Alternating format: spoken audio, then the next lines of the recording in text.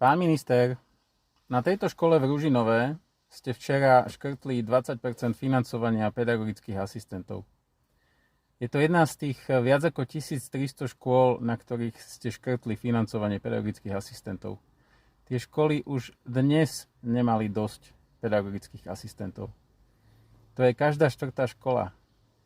Na tých viac ako 1300 školách je viac ako 240 000 detí.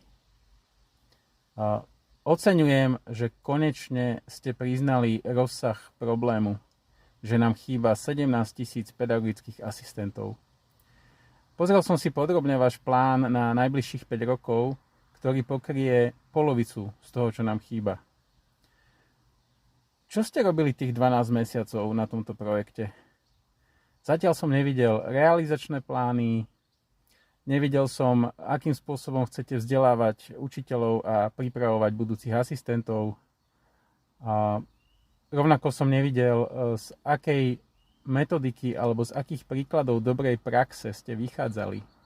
To znamená, nastavujete nejaký model a myslím, že je na mieste povedať, na základe čoho nastavujete takýto model financovania pedagogických asistentov.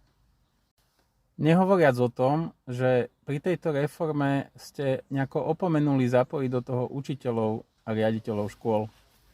A na konci dňa od nich závisí úspech inklúzie a podpory detí.